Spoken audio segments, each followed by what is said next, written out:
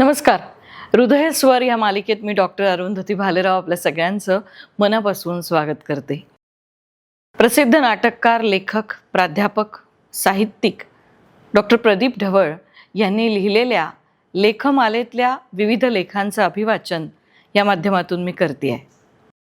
नमस्कार. आजच्या लेखाचं नाव आहे अभ्यास म्हणजे जाणीवेचा प्रवास. आता अभ्यास म्हटलं की आपल्या डोळ्यासमोर येतं पुस्तक. पण पुस्तकातला अभ्यास म्हणजे शिक्षणाशी संबंधित केलेला अभ्यास हा फक्त अभ्यास नव्हे, तर आयुष्य जगत असताना दर दिवशी तुम्ही जे नव्यानं शिकता तो खरा अभ्यास. ऐकूया. अभ्यास म्हणजे जाणीवेचा प्रवास. आपल्या आयुष्यात कितीही पैसा, सत्ता, कीर्ती आली ना, तरी जर विचारशक्ती आणि योग्य निर्णय क्षमता नसेल तर ते सगळं क्षणात हरवून जातं. योग्य विचारशक्ती कुठून येते? तर सतत चालणाऱ्या अभ्यासातून. आज आपल्याकडे माहितीचा महासागर आहे. इंटरनेटवर काही सेकंदात हजारो गोष्टी समोर येतात. पण फक्त माहिती मिळणं म्हणजे ज्ञान नव्हे ना, आणि ज्ञान मिळणं म्हणजे शहाणपण नव्हे. अभ्यासाचा खरा उद्देश हा जाणीवा जागृत करणं हाच आहे. अभ्यासाचे अखंड साधक या जाणीवेचं उत्तम उदाहरण म्हणजे समर्थ रामदास स्वामी. त्यांनी आपलं संपूर्ण जीवन लोकशिक्षण आणि लोकजागृतीसाठी अर्पण केलं. त्यांचा मंत्र म्हणजे जे जे आपल्यापाशी आहे ते सर्व लोकहितासाठी वापरा. समर्थांनी फक्त धार्मिक विषयच नव्हे तर नेतृत्व, समाजरचना, नीती, अर्थशास्त्र, युद्धनीती, मानवी मानसशास्त्र या सगळ्याचा अभ्यास केला आणि त्या अभ्यासाचं फळ लोकांच्या जीवनात आणलं. त्यांनी दासबोध हा जीवनविषयक मार्गदर्शक ग्रंथ लिहिला. पण हा फक्त आध्यात्मिक उपदेशांचा संग्रह नाही, तो आहे व्यवहार आणि अध्यात्म यांचा सुंदर संगम.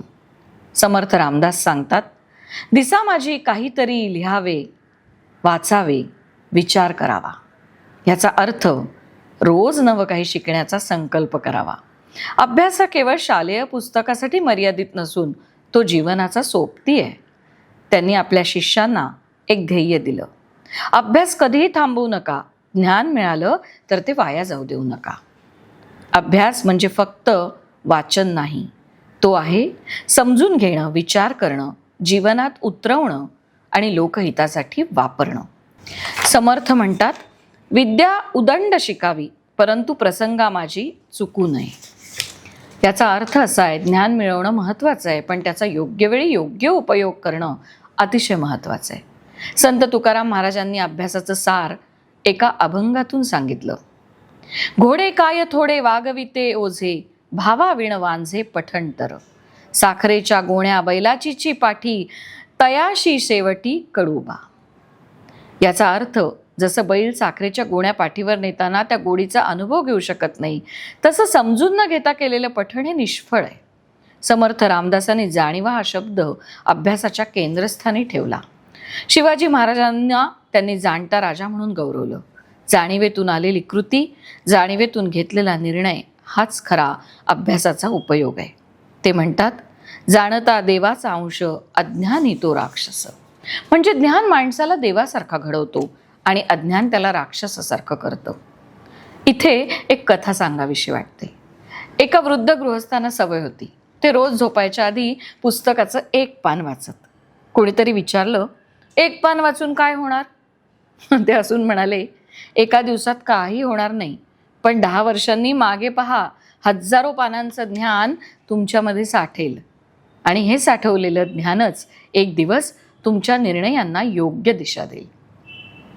थोडं थोडं पण सतत असा अभ्यासच आयुष्य बदलवत असतो. गुरुजींनी शिष्याला तांब्याचं रिकामं भांडं दिलं आणि म्हणाले, यात रोज थोडं पाणी टाक. शिष्यानं रोज थोडं पाणी टाकायला सुरुवात केली. महिन्यानं भांडं भरलं. गुरुजी म्हणाले, अभ्यास असाच असतो, रोज थोडा थोडा करून साठवला तरच तो एक दिवस संपतो किंवा पूर्ण होतो. आजच्या काळातील अभ्यासाची गरज आज माहिती सहज मिळते, पण खरी अडचण आहे योग्य माहिती निवडणं.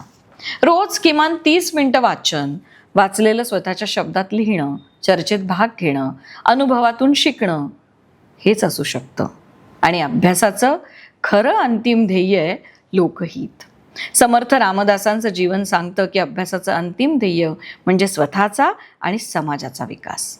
ज्ञान अहंकार वाढवायला नको, तर नम्रता वाढवायला शिका. अभ्यास म्हणजे फक्त पानं उलटणं किंवा माहिती साठवणं नाही, तो आहे विचार करायला लावणारा, जाणीवा जागवणारा आणि वर्तन बदलवणारा प्रवास.